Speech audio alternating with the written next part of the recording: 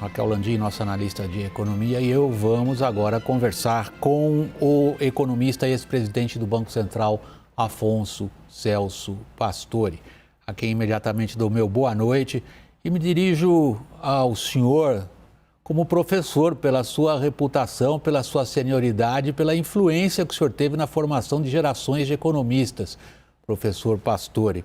E logo minha pergunta, né? Vamos deixar o professor já na saia justa. Professor, o senhor não previa, e há pouco tempo atrás, uma recuperação tão acentuada já no primeiro trimestre do ano. A retomada parece ser robusta, apesar da pandemia. Quais prognósticos o senhor faz agora, professor? Primeiro, é muito difícil prever quando você tem um ciclo econômico que jamais existiu na história e nós não temos dados. Quer dizer, isso é um ciclo que tem uma característica muito diferente dos outros. A pandemia mexe com demanda, mexe com oferta, produz bloqueios de cadeias de suprimento.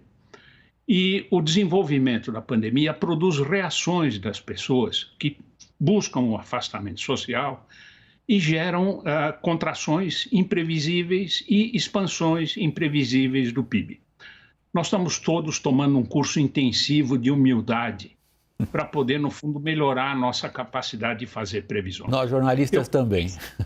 Eu confesso que eu fui surpreendido, e não estou sozinho nisso, isso não me dá nenhum conforto, mas, felizmente, temos uma recuperação um pouco melhor do que aquela que a gente julgava. Se fosse o contrário, seria uma coisa muito desagradável. Felizmente, a coisa é um pouco melhor do que se pensava.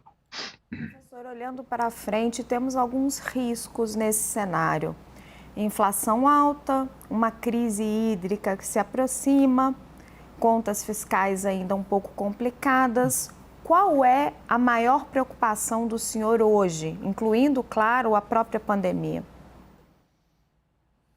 Há dois fatores. Tem um lado positivo, que é um vento de cauda externo muito importante.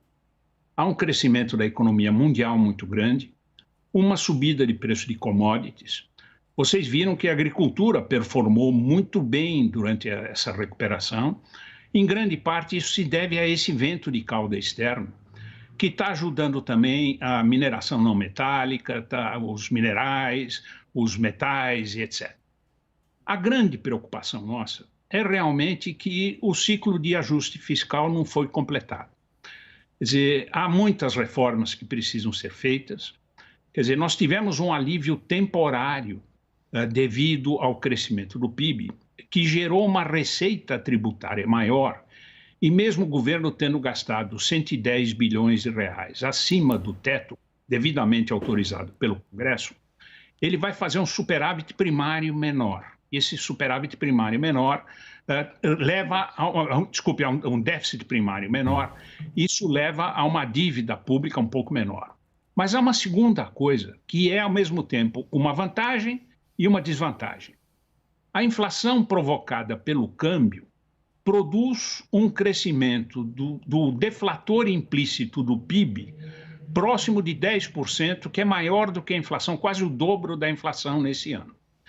Quer dizer, como a dívida PIB é a dívida nominal dividida pelo PIB nominal, e o PIB nominal está sendo elevado em função dessa inflação que veio do câmbio, a relação dívida-PIB cai. Quer dizer, há uma percepção de redução de risco no curto prazo. Porém, a médio prazo, essa inflação será dominada, essa taxa de câmbio se estabiliza, essa dívida volta a subir, o que significa que o governo tem que continuar cortando gastos, continuar reduzindo o déficit primário, transitando para superávites primários. Somente aí o país terá encontrado realmente a capacidade de crescer. Esta é uma primeira dificuldade. A segunda dificuldade, nós estamos no limiar, Deus queira que não, mas de uma falta de energia elétrica. Quer dizer, vocês agora há pouco acabaram de mostrar o estado no qual estão os reservatórios. Quer dizer, existe um risco, o ministro nega isto, mas ele não tem uma ligação direta com São Pedro, nem eu, mas até aqui as chuvas não vieram, Na medida que elas não vierem, isso produz uma ruptura na oferta, o que cria mais incerteza. E a incerteza é o inimigo dos investimentos, que são a força motriz da retomada do crescimento econômico. Quer dizer, há todo um conjunto de desafios pela frente que tem que ser superados. Eu acho que nós temos que comemorar um PIB melhor, quer dizer, tem um crescimento à vista, as coisas estão um pouco melhores do que estavam algum tempo atrás, mas há um longo caminho a ser percorrido e não dá para a gente parar por aqui e começar a festejar o número sem tomar em consideração as dificuldades que certamente virão pela frente.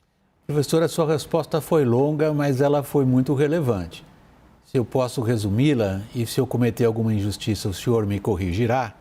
O senhor está dizendo mais ou menos o seguinte: não tomem por permanente essa lufada de ar fresco, que é o crescimento do PIB, porque o ambiente geral continua sufocante, seja pela questão fiscal, seja por um imprevisível aí adiante, que é a crise hídrica. Mas aí eu volto a insistir.